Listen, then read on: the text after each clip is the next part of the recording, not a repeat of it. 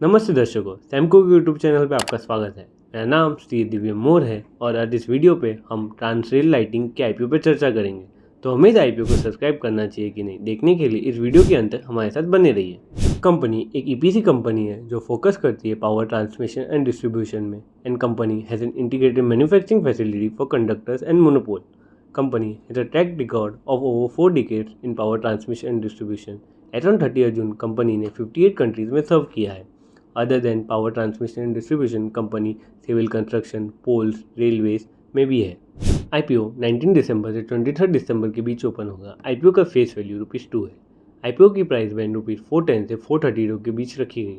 Total issue size 838.91 crore है, जिसमें से फ्रेश इशू 400 करोड़ है and offer for sale 438.91 crore है।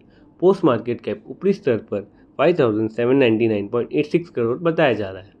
आइए जानते हैं कि आईपीओ से आईप्रोसीज को कंपनी कहाँ यूज़ करने वाली है।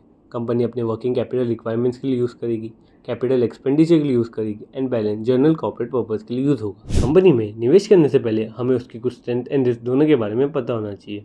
While company is focusing on in existing business, company के प्लान्स है कि वो hydro power plants and solar EPC industry में एंटर करे, जैसे कि solar rooftops, solar street lights etcetera. Company अपनी ईपीसी बिजनेस इंटीग्रेटेड मैनर में मैनेज करती है। कंपनी के पास डिज़ाइन एंड इंजीनियरिंग टीम है और ईच बिजनेस वर्टिकल, जिसके वजह से company major proportion of the EPC business capture कर पाती है without compromising on quality. Company government and government entities पे काफ़ी डिपेंडेंट है।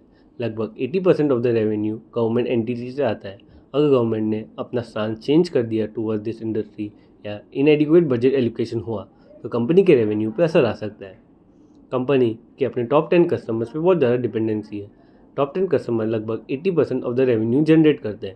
अगर किसी कस्टमर के साथ कंपनी का एसोसिएशन टूटा तो कंपनी के रेवेन्यू जनरेटिंग कैपेबिलिटी पे असर हो सकता है।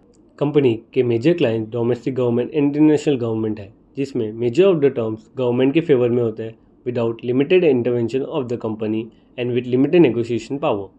कंपनी में निवेश करने से पहले हमें उसके फाइनेंशियल्स पे नजर डालनी चाहिए। कंपनी का रेवेन्यू पिछले 2 सालों में 32% सीरीज से ग्रो किया है, जो इंडस्ट्री लेवल पे है।